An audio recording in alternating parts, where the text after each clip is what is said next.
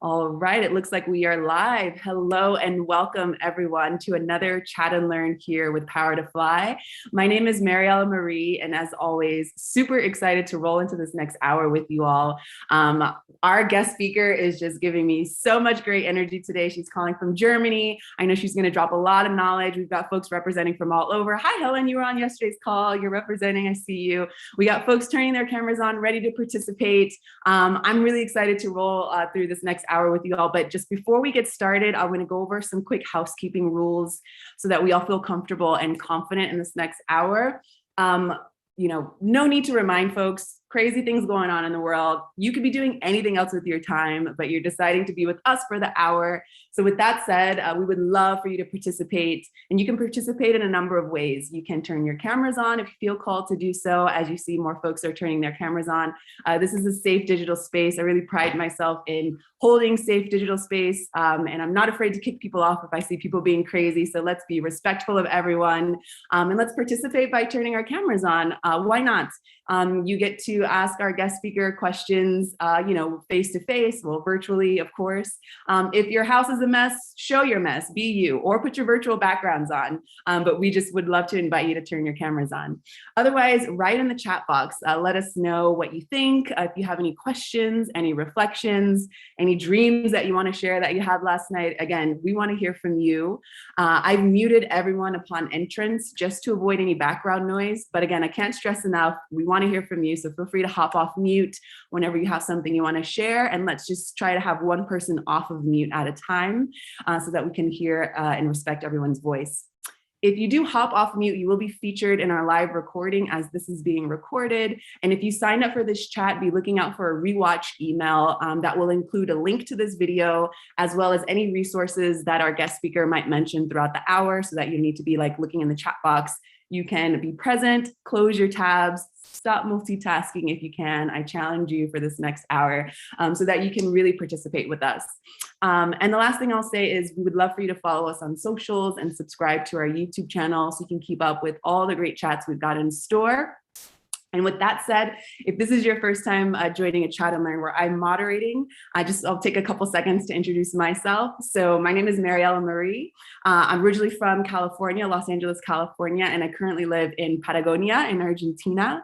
And I love speaking about the importance of deepening our emotional intelligence at home and in the workplace. So if anyone wants to philosophize with me on, EQ, IQ, I'm really up to philosophize there with you.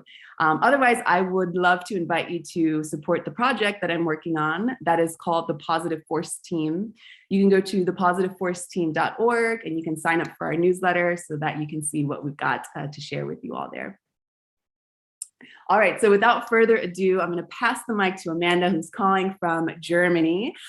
Please let us know a little bit about yourself, Amanda, how you came to learn about Power to Fly, and what you're excited to share with us today. Yeah, my name is Amanda, and I grew up in Connecticut. And how I learned about Power to Fly was I've been in tech for many years, and I've always been with mostly men, and it was my norm, and it was where I was comfortable. And I had a few life experiences where I was like, oh, people are not supporting young women in tech. That is crazy pants. So I actively was looking for organizations that help support women in tech. And I found Power to Fly as an organization. I was like, oh, that's nice. And I went to your Tech and Good event and I was like, oh, Tech and Good, that's my favorite. And so that's how I found you guys. And as you see here, I have been working in technology for over 20 years. I do many things outside of my corporate career. I like the balance of doing this creative and super analytical and putting them together and making both of them more powerful. So I do a project called Women in Exploration. I do documentary films, and I'm an explorer. So that's a little bit about me. Amazing. So actually, where can we find your work, connect with you? I know that you're going to be sharing that a little later, but just in case folks want to just have that in mind. Of course, don't go and open tabs because we want you to be present with us. But Amanda, how do you recommend we find you online? So I have a website for my consulting business, of course, which you can find Orange SFM. Everything about me is fairly orange. I do a lot of orange things.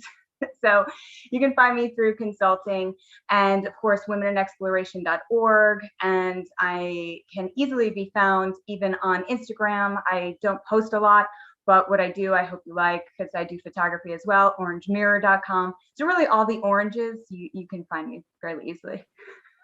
Awesome. Great. I love that. All right. So before we roll into our live Q&A, can you just set the stage for us? Go over some of the principal themes that you plan on covering for today's conversation. Yes. Curiosity, exploration. I love it. It's fun. It's important. And it's great, not just in your personal lives, but in your corporate career. So that would be the first topic that we can talk about today. And a global approach, I think that we are just so lucky to have technology to allow us to connect with different types of people all over the world and different cultures. So having that global approach is something that I think is powerful and important, and I'd like to talk about that. And meaningful relationships. And when I say a meaningful relationship, it could be a 10-second conversation with someone that you meet on the subway, or it could be something that you've had since you were 3 years old, right? So a meaningful relationship, it has so many different meanings, if you will. And I think that is something for us all to remember as well. So we can talk about that. Beautiful. All right. So I'm going to stop sharing my screen now so that I can pull up these awesome questions that you all have submitted previous to the conversation.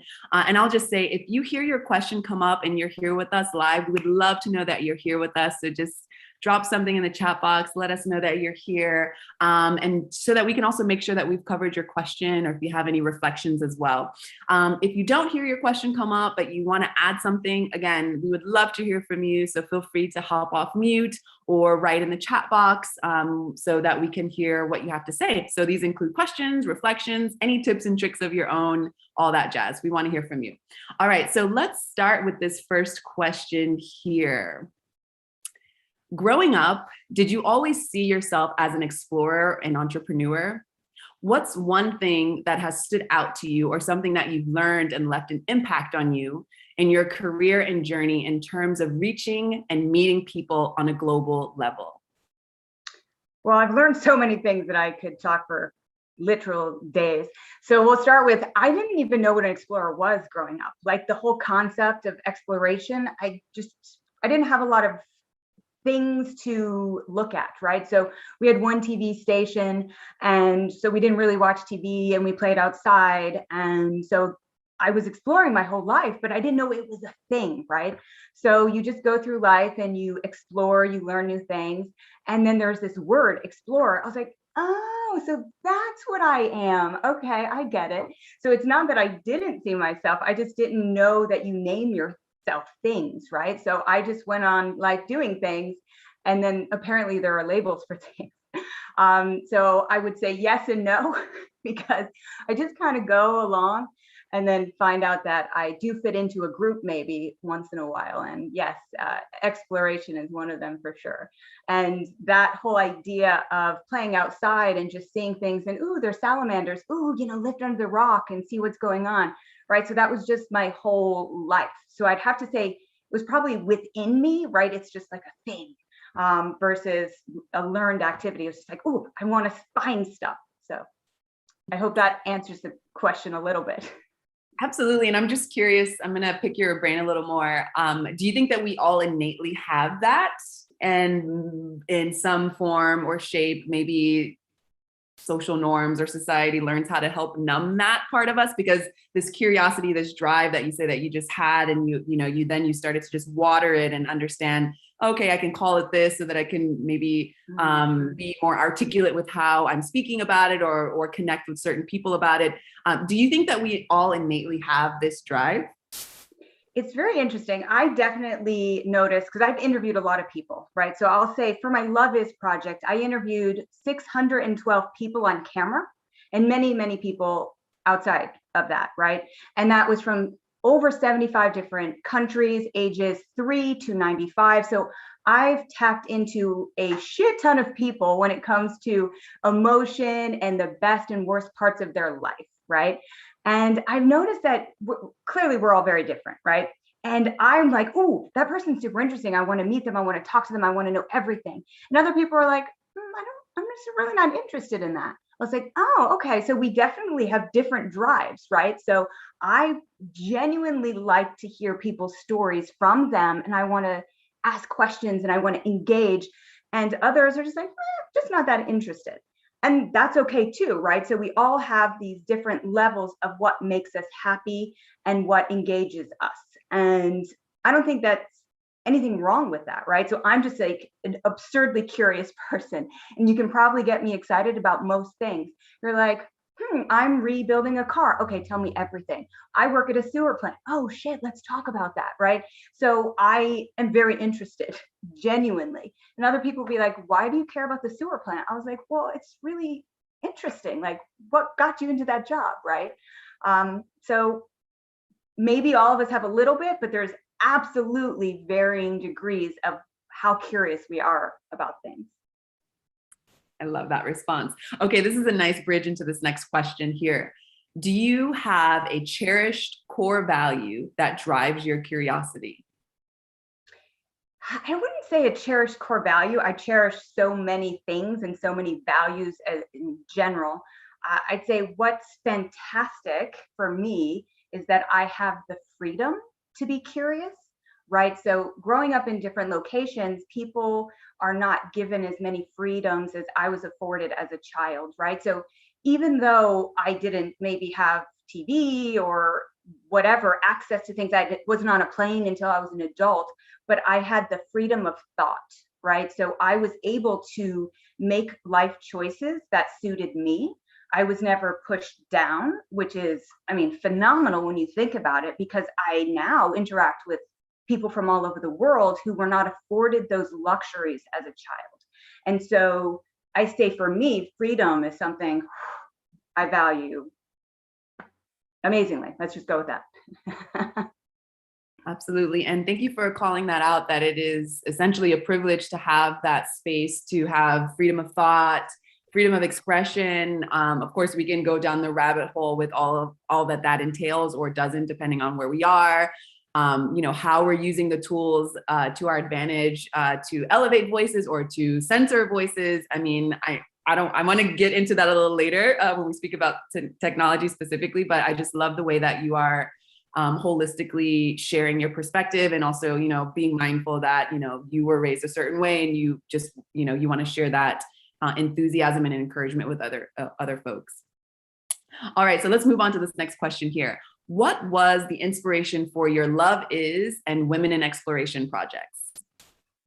Well, I think it is really does fall within what I just said. So love is, for me, I like exploring and learning, and I did a detailed project on the history of tattooing, and I traveled alone and I learned about tattoos and all these humans. And I was like, for my next project, I want it to be as inclusive as humanly possible.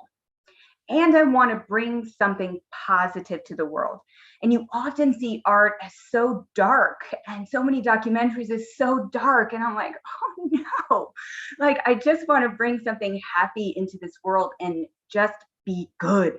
And so I was like, what can I do? And I was like, everyone, no matter our age, our culture, even animals love, right? So let's create a project about love. And I didn't even have a name for it at the beginning. And I was like, so I'm going to start asking people about how they define this. And I want to define the cultural nuances of love. That was the core basis of this project. And then I started talking to people, and they'd start the conversation with love is. And I was like, oh, first of all, you just named my project. Love it. So I started this project, and I mean, geez. And I know someone asked this, like, in your career, what's a project that you are most proud of or infected you the most? And in my corporate career, I love all my projects. I love helping companies. It makes me feel super happy. And I kick butt for my consulting clients. It's great.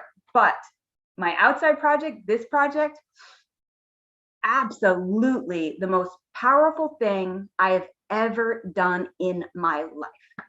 I mean, talking to over 600 people about what drives their happiness and love, and maybe they love scuba diving, maybe they love their dog, maybe they love their romantic partner, but just to see them tell that story and smile, that was powerful for me.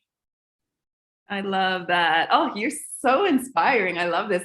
I'm seeing people like smiling, the folks that have their cameras turned on. I'm wondering if people are listening in, if they don't have their cameras turned on, if they're multitasking or if they're paying attention. I hope that you are being present with us.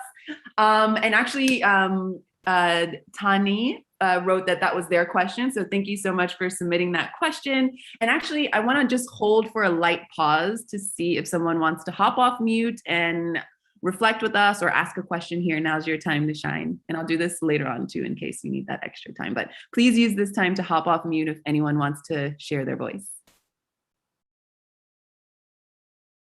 Sometimes this works. Okay, I'll be doing this a little later, so look out for the light pause. All right, I've got more questions here. I was saying, I know Tani also asked about the other project, Women in Exploration. And so that also for me is like, I guess people call them passion projects, another word I learned, right? So it's something that is important to me because as an explorer and not knowing I was an explorer, I've noticed that other people come and say, oh, you know, women aren't represented in these science books, et cetera. I was like, oh, okay. I didn't know. So let's do something about that. Right. And I was like, let's launch this platform. So it was the beginning of COVID. It was March, and I was planning to go scuba diving for my birthday. And I was very excited because I love scuba diving. Of course, I did not get on a plane. And I was like, what fun can I do for my birthday? So I created the website and I decided to start with the first thing is to promote historic women who have done amazing things in exploration in STEM. And so there's 129 bios on the site now. So it took me till January to get those up there, but that I launched for the new year. And oh my gracious, let's say I try not to swear so much on this call. There are so many amazing women who've done so many amazing things. And again, I wanted to bring something positive into the world instead of saying these women have been pushed down. These women, regardless of the year, regardless of what was going on, they did amazing things. And let's celebrate the fantastic achievements that they have done. And so that's just the start of that platform, because I want it to also be an education platform, not just a jumping off point for education, which is, and conversation, which it is now. So thanks for that question. Yes, I love this. Thank you for that question. And actually, let's see if you can, I don't know, pick a favorite or something that has been most rewarding for you. This is because this next question rings to that. And if it's one of the ones you've just mentioned, feel free to, dive more into that one. Can you share the most rewarding project you have worked on in your career?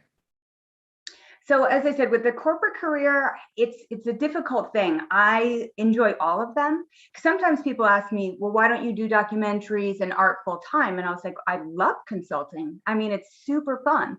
I love being analytical. I like getting my hands into the biggest problems possible. So anytime I have a client, I was like, oh, the worse the situation, the better. I love it. Let's make it better for you. And it feels good to leave a client happier, right? So all of my corporate projects are fantastic, love it. But when it comes to these personal projects outside, love is just touched to me, right? So I tear up easily, so I don't want to talk too much about it, but it was and is, because it's still going on. I'm still editing it. I mean, there was over 600 people, right? But I just always am so thankful for all the people who took the time to speak with me, and most of them, over 600 of them, on camera, and just bare their souls for this project. So it was really, really fantastic. Beautiful. Are you doing all the editing alone? I'm just curious. Are you like the octopus that does everything, or do you have like a rock star team or just a person just by your side helping you? So comically, I do most things by myself, right? I'm not funded. I just like work hard over here. Hence why it's not done, right? I'm working over consulting, take my money, and then try to do things. And so I do hire people to help me when I can. But yeah, I've watched every single interview many, many times. So sometimes I forget how interesting they are. I was like, people will be like, no, that's a really good story. I was like, oh yeah, I've watched it 112 times. So for me, it's just like normal, right? But yeah, it's a lot of work to do a project when usually they have a team of 100 people. And I'm just like, la, la, la, I'm doing a project. Awesome. Thank you for that. All right. We have a live question here from Machik, who writes, How can the gap be closed between people with the freedom to explore and those who cannot? I think, that kind of talks about what we started at the beginning of literally having that freedom to be able to explore. And I think a few things that I noticed is I not having much growing up, not being poor or not having things, just literally just being at home in the forest, right? Hanging out in the forest.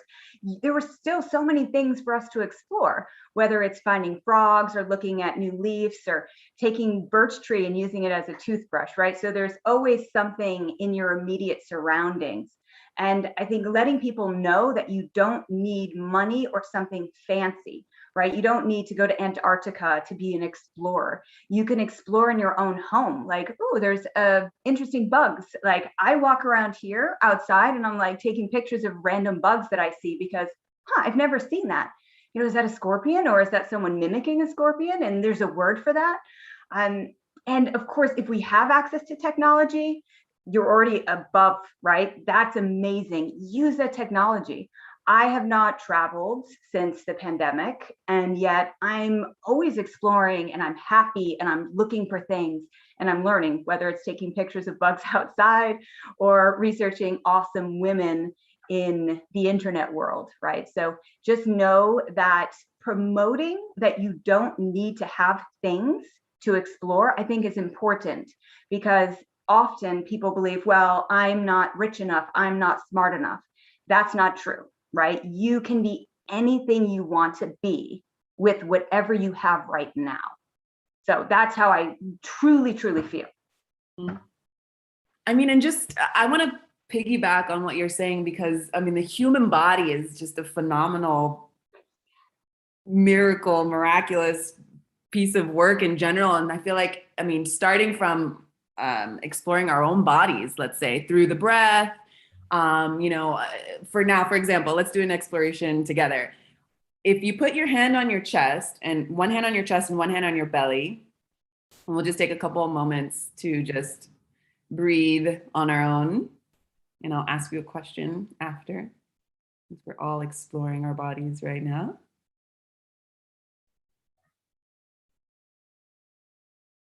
I'm curious to know which hand is moving more. Is it the hand on your chest or is it the hand on your belly? And you can just answer that in your mind. And as I started to explore my own breath in performance theater and just in art and yoga and meditation, I've come to learn that, and this is very interesting, oftentimes we are stuck in this like survival breath mode that is like kind of locked in our chest. And we need survival breath when someone pushes us into the deep ocean or when we feel like someone's following us in an alley and we take this, very kind of big breath from our chest so that we can defend ourselves essentially. But when we're not in survival mode, we can invite our breath to come to our belly and practice deep belly breathing. And that just changes a lot of things. And well, you can go and explore how do you feel more creative in that moment? Do you feel less stressed in that moment? Do you feel like different things in your body have released in that moment? And that's just from exploring for 2 seconds. We did that together for 2 minutes. Your breath work, and that's your body. So just to chime in on that response, I totally agree that you don't need to be a millionaire to explore. You can go outside in your backyard. You can explore your own body. Sexuality is its own umbrella that you can open up that can of worms and talk about how you can explore your body in that way as well. But yes, I totally agree with you, Amanda. So thank you for sharing. All right. So also, if you were doing chest breathing, I invite you all to bring that breath down to your belly so you can be stronger. All right, let's move on. Because all I heard was my dog breathing. She was like, she felt it. She's like, she started taking some big breaths for you. Look at that. All right, so let's move on to this next question here. I would love to hear more about inter-industry relationships and how to build meaningful connections with people working in very different fields. Should your professional network be limited to or more reflective of your industry than others? So that's an interesting question because I never networked before. I didn't even know the word networking really. I just like, what is this thing people do? And so I never was at a networking event my entire life. So I started networking events during COVID because I needed some human interaction, right? but the thing that was networking that I remember is very funny. One of my friends, he's a smart guy, and he's like, yeah, networking is a thing. People are always trying to have lunch with me and like, tell me stuff about themselves. And I was like, so people are buying you lunch to talk to you? He's like, yeah. I was like, I get to talk to you for free. So it was this funny thing where I started learning about networking in a comical way. And then COVID happened, and I was like, oh, well, I want to meet new humans and talk to them. And it's been really fun, and I like it. But outside of my work career, I networked, but not on purpose, right? So you make new friends. And one of these inter-industry friendships is really brought me to my actual startup company. So outside of all the stuff I told you already, I'm also doing a med tech startup, right? A software company for healthcare.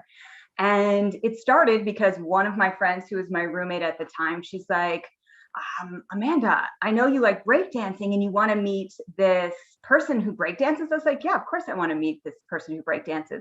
And so the three of us would breakdance on Wednesday nights, and it was so fun. It was just the three of us, and sometimes we'd bring in some other people, and it was just a great time.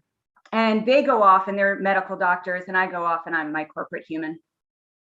And yet we're very close friends. We've traveled to other countries together, right? So our lives go in a friendship way. And then my breakdancer is, we're talking all the time about how we can improve healthcare, how we can improve hospitals, how we can improve the patient experience, how we can improve the experience for the people who work in the hospitals. And this obviously becomes more and more important in the last few years. And so based on breakdancing and my love of hip hop, I now have a med tech startup, right? So absolutely talk to people in different industries or different things totally, right? You don't know what's going to bring you together, and you don't know what can 10 years later spark a literal company, right? So, definitely talk to people in different industries and learn as much as you possibly can. And as a side note, as a consultant, I'm all about different industries. I've worked in automotive, I've worked in tech, I've worked in many, many different things.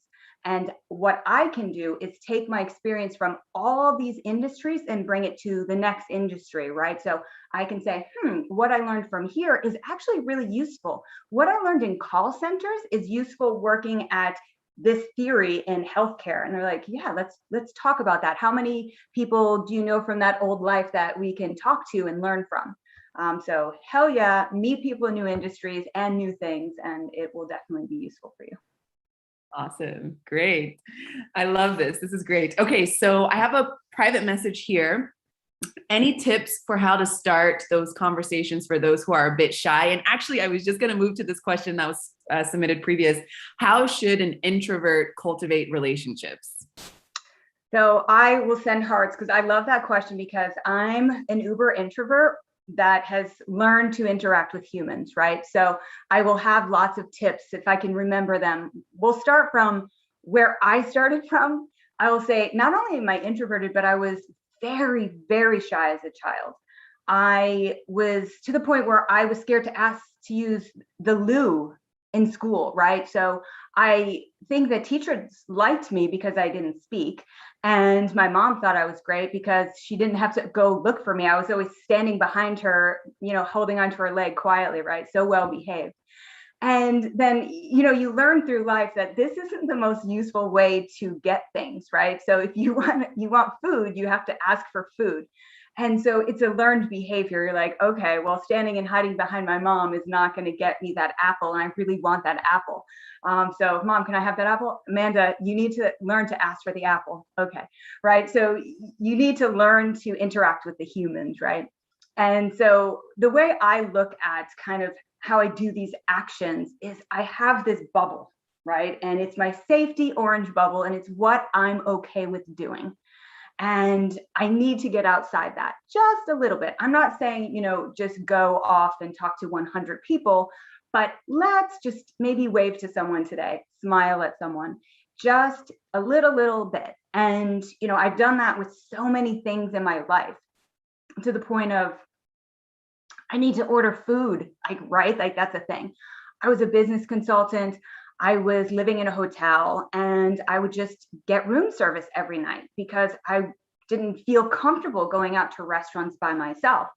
And so then I would say, okay, well, I'll go to a restaurant. And then every week I'd go to that same restaurant. And then I'd say, okay, one new restaurant a week, right? So and then I say, okay, so I liked Chinatown. So I would just go on the internet and rank all the restaurants in Chinatown. And every week I go to a new restaurant in Chinatown, right?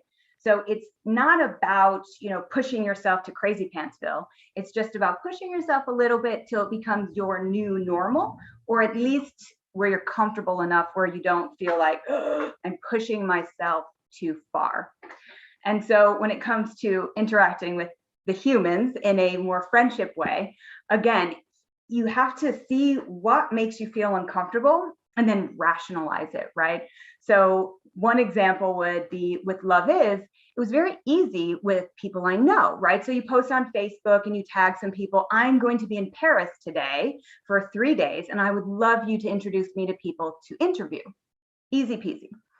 But what if you go somewhere where you know no one? And you have no one to tag, you have nothing, and you're like, oh, I need to talk to the people. So I remember Facebook used to have this feature where it would be like people you could possibly know in this location because other people know people in this location. And I was in Andorra. I knew no one. And I was like, what am I going to do? I have to interview at least one person in this country. And it popped up 7 people you could know because they know people you know. So I wanted to write them, but I was terrified. But why am I terrified? I'm terrified I'll make them feel uncomfortable. Like, what is your deal? They're not going to care. They'll either ignore you or maybe they'll interact with you. So I was like, oh, and I remember I'm sitting in my hotel, I'm taking a deep breath. I'm like, you can email the strangers, Amanda. So I wrote the 7 people. Oh, and one woman wrote me back instantly. I was like, okay. And it was a nice email. She wasn't mean. Everything's going to be fine. And she's like, hey, I'm going to be at this bar. I'll invite my friends. Why don't you come? I was like, okay. So I found a bus. I got there. And I interviewed, I think maybe 14 people. I sat in the parking lot and I just interviewed all these people. And it was, and the work part is easy, right? I can interview people. So I was like, okay, this is going well. And then I went to and sat with them at a table, and 3 of them stayed after, not even the initial woman. And I just made these friends and we chatted all night and it was really amazing. And 2 of the women were like, hey, do you have time tomorrow? Do you want to go for a hike? And I was like, oh my God, I don't know anything about Andorra. That would be great. And they brought their dog and I met a dog and I was like, oh my God, this one email that I was scared to write has turned out to be so fantastic. And then the other guy, he said, well, I'm a teacher. Why don't you come to my school and interview the students? So then I got to interview 14 kids. And I was like, oh my goodness, right? So I was legit scared. And apparently I didn't offend anyone. If I did, they didn't tell me. And it ended up just being one of the best locations. And I would say the tip is think about why you feel uncomfortable. Think about what the effect is going to be if you say hi to someone or smile. I mean, what are they going to do? Be like, give you the finger, be mean to you? They might. They legitimately might be mean. But that should not affect your long-term happiness because they're gone now, right? That was a long answer, but I hope it helped. No, it's great. And it's great that you can bring your own, personal journey to help amplify that response. It brings to mind something that I've been hearing people say in the interviews with Power to Fly, is that you can find them, if you focus on what could go wrong, you can find a million ways for things to go wrong. But also in the other sense, if you find all the possible, positive things that can happen, you can probably find several of those as well. So to put your energy towards that instead of allowing this fear of all the possible, things that could go wrong and that keeping you closed, and that basically you would never have met all of those people in that really random situation that just was a snowball effect in the most beautiful way. So I really appreciate that storytelling. And I will say 2 other things, right? Set expectations realistically, right? So if you're like, I want to make new friends, okay, but you might not make new friends. Maybe set an expectation, I want to wave to someone, right? So, that is really important, I feel, for long-term happiness, is setting realistic expectations for what you're going to get out, but also absolutely plan for the worst. I'm not saying, don't bring, awareness when you're walking in a dark alley at night, right? So it's like, hey, this it'll probably be fine. It might not be, right? So let's, make rational decisions when we try new things. And hopefully, just always, I guess my life philosophy is safety first. Yeah. Yes, yes, yes. Safe space. Make sure you protect yourself first, meaning, if someone gives you the finger, that's not you, that's them having a bad day, and just let that fly in the wind, right? Exactly. Awesome. All right. So I'm going to hold for another light pause to see if someone wants to hop off mute, voice a question or a reflection, any tips and tricks of your own. Now's your time to shine. Please hop off mute if you'd like to.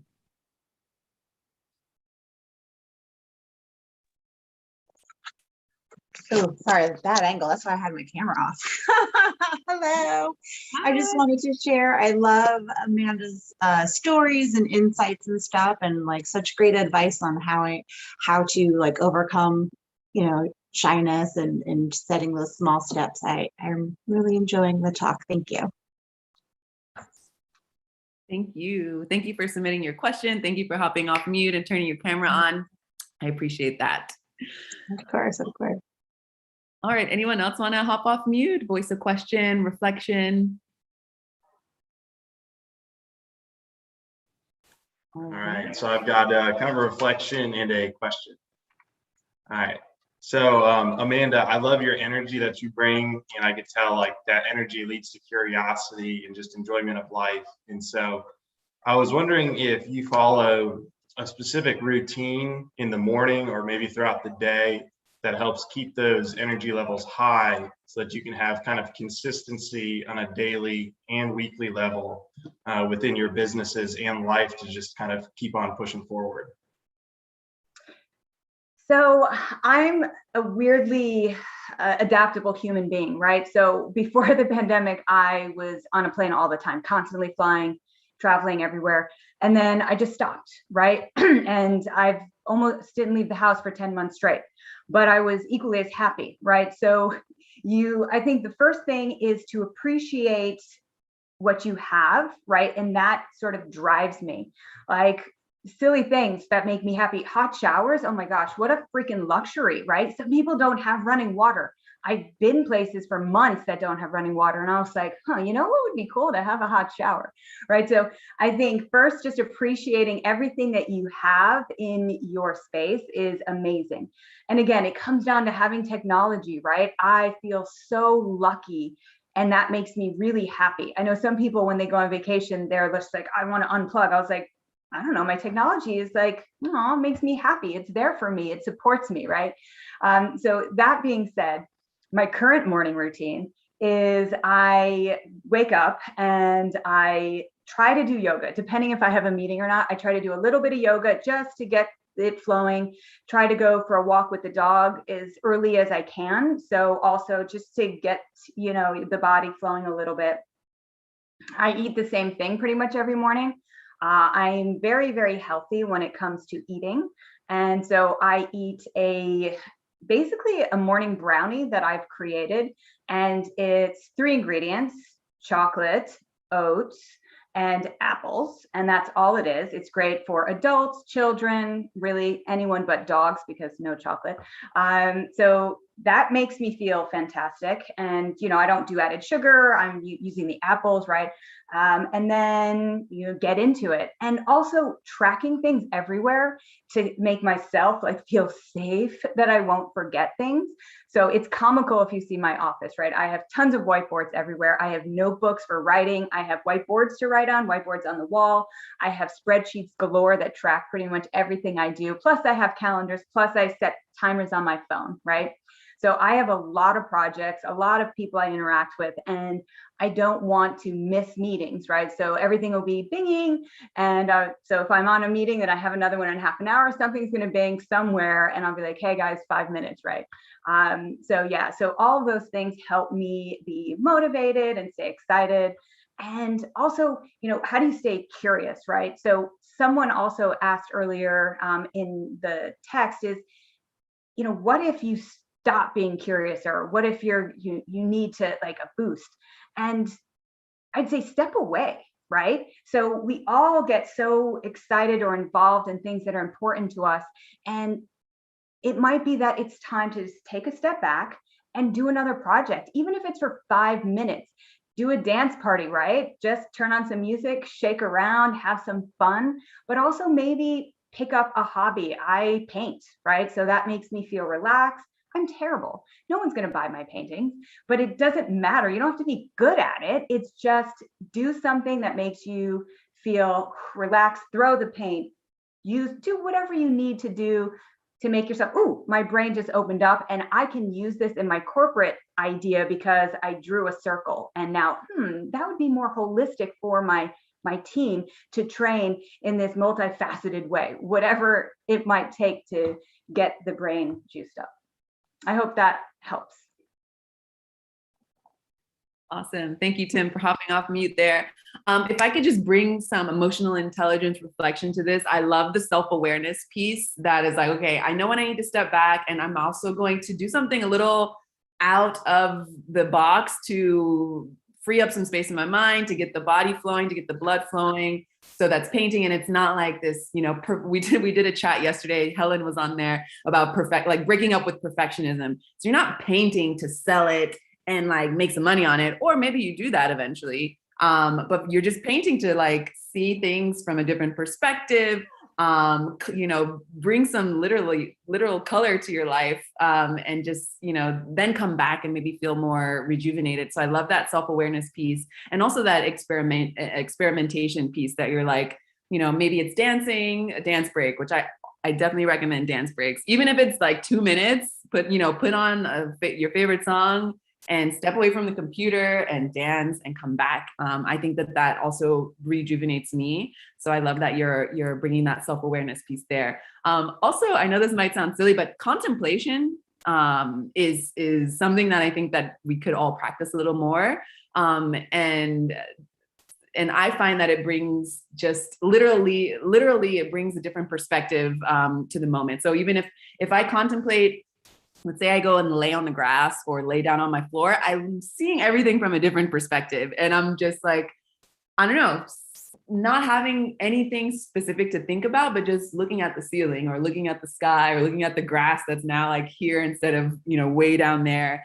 And then coming back to writing that email or then coming back to finishing that story. So I really love that step away piece and then come back, and that being, adding to the flow of your groove essentially. And that idea of just an email, that is a really important thing, right? So if you are upset about something and something you need to deal with, I absolutely suggest stepping away after you write your first draft of something, right? Take a breath and then walk away and then come back and just say, okay, did I articulate what I wanted to articulate correctly? Or did I put too much emotion into it, right? So it's really important. And I often do that. If something crazy happens and I need to deal with it, I might write it, get it out. Now let's step away, take a few breaths, whatever it is you're going to do, and then make sure that email is written in the way that I most effectively can communicate what I need to. Awesome. Thank you for that. All right, so I'm going to roll into some more questions here, and then after this, I'll hold for another light pause. So if anyone wants to use that time, just be thinking ahead there. All right, I'd like to hear tips on global networking. How should our efforts differ from networking within your local area or same country or culture? That is also a good question because, as I've said, I've interacted with an insane amount of global people, right? I've been very lucky to know people from many, many countries and talk to them about literally how their culture affects the way they love and the way they do things.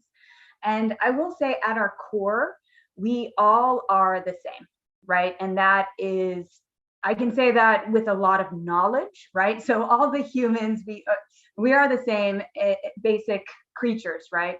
And so that's great. So I'd say communicating with humans, just be kind, right? So I started with my life philosophy: safety first, keep yourself safe, keep others safe, keep your animals safe. Kindness, whenever you can be kind, right? Kind to yourself, kind to others, kind to our animals, kind to our earth. And then of course, happiness, right? So if you're doing the first two right, the third one shouldn't be that difficult, right? So being happy. And it really matters when interacting with other people, right? So I travel and I don't know the language and I don't necessarily know the culture. And if I'm smiling, people are more likely to be nice to me and help me. I've been in some crazy situations where, I mean, I legit could have died, right? But people have helped me. I've escaped. I remember being, left, like a bus broke down in the middle of nowhere and all the local people could speak with each other and they're like running and catching random cars. And I'm just like standing there being like, what do I do? And this nice family like basically captured me and helped me and made sure that I got on hitchhiked in a car with them, right? So like all of these things, but also be sensitive to other people's culture, right? So it's an interesting thing when you travel to a country where you are not as valued as you might be at home, right? So for me as a woman, I'm used to having freedoms, being able to speak with every type of person, regardless of where they're from, what age they are, because that is my norm. But when you go to a different place, it might be a little bit different, let's just say. And I would say, if you say you're strong like a man in America, I'd be like, I'm strong like me, what? Right? But in a country where women are not necessarily considered as strong, when a villager says, Amanda, you're strong like man, I was like, yeah, I am, right? Right. So, don't be like, what? No, I'm not. He's like, yes, because he's complimenting you, right? In his own way, even though in my culture that might be considered offensive, he absolutely meant it in a kind way. And so just be sensitive that not everyone's trying to offend you when they say something that is potentially offensive to you, right? And I think that's an important thing is, people communicate in different ways. And so just be aware of that. Beautiful, beautiful. And I know you probably have tons more stories to share about just that awkward moments of culture shock and also counterculture shock. I mean, whenever I go back to the States, I experience counterculture shock because I've been out of the States for so long. So there's just like this ebb and flow, and kindness is the key. It's the balm that just keeps things smooth and just being like, okay, let me just breathe and sharing my kindness. I see we got a thumbs up there. All right, so Jacqueline says she's enjoying this conversation. It's very uplifting, and here's a question. Would love to hear some wisdom around building meaningful relationships. So I know that's a really, big umbrella topic, but feel free to respond however you'd like, Amanda. And we've got about 10 minutes left, just so you know. Yeah, as I said at the beginning, a meaningful relationship could be anything from a 5-minute conversation to a lifelong friendship, right? So I think we should enjoy even those moments where we interact with someone in an airport. And so I easily tear up, so I'll try to not tell too many stories that make me be like, oh. But I was in an airport and I saw this woman holding on to her husband, and she obviously couldn't walk well. And she needed to use the bathroom, and he walked her to the door. And I was like, oh my goodness, can I help you? And she's like, thank you. And so I'll make it short, but I helped her, right? And that was like, oh my God. It was like very, very powerful and meaningful for me, just to help this strange woman. I don't know her name. I just know that she told me on our short walk that she had a stroke recently, and this was so fantastic to have this help. And so appreciate those little moments in life because they are meaningful and they were helpful, right?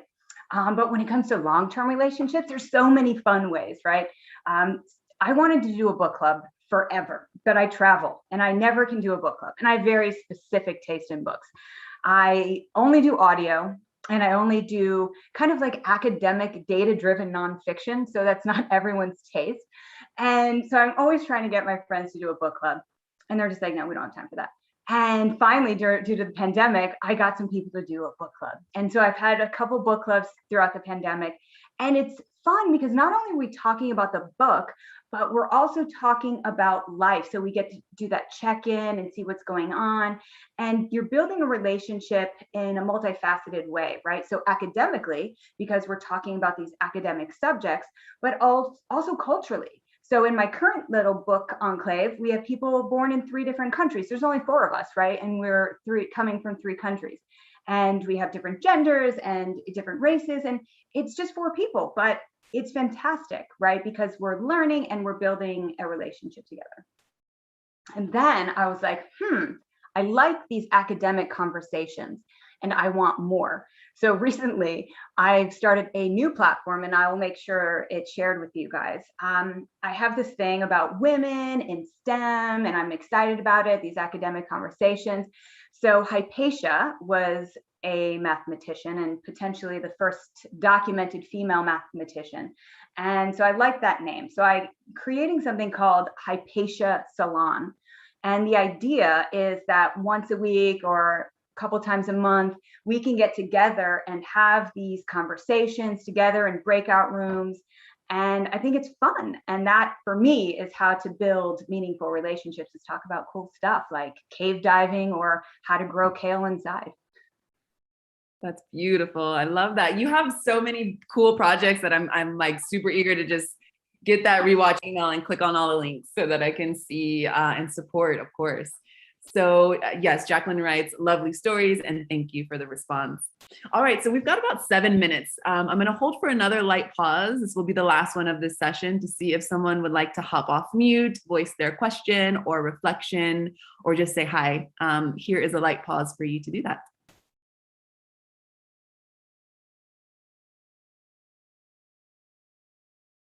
All right. All right.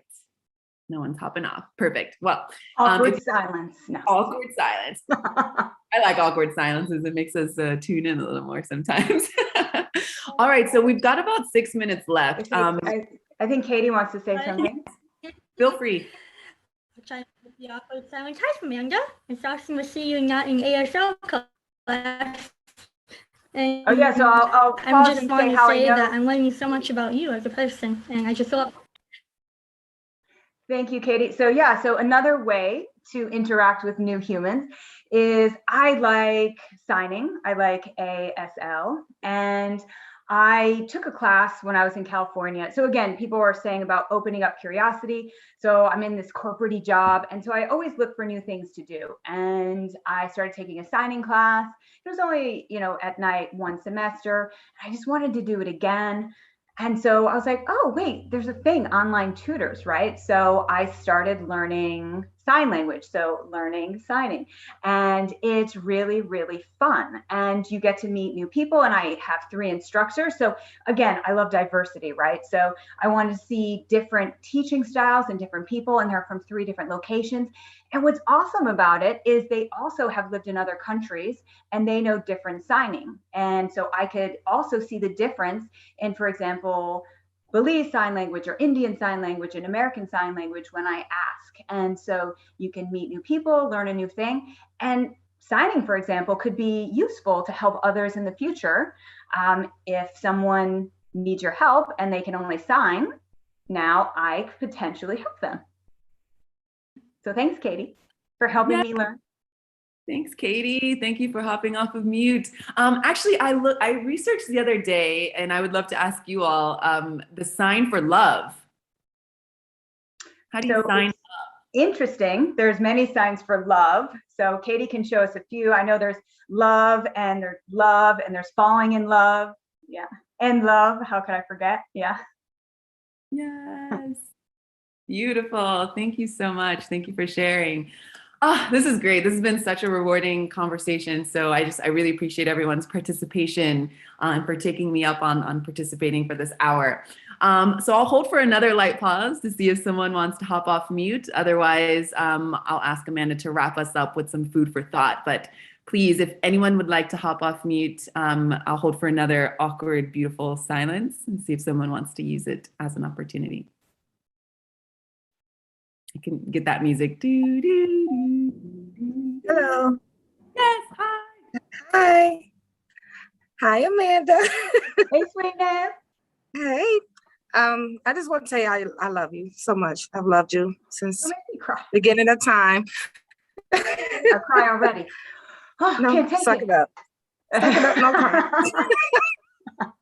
But I just love how I've seen you grown over these last 20 years. I mean, 20 years. We're only 30, but yeah, how we've grown over the last 20 years. And I just say I love you, and I'm so proud of you. That's See, I'm already tearing up. I can't take it.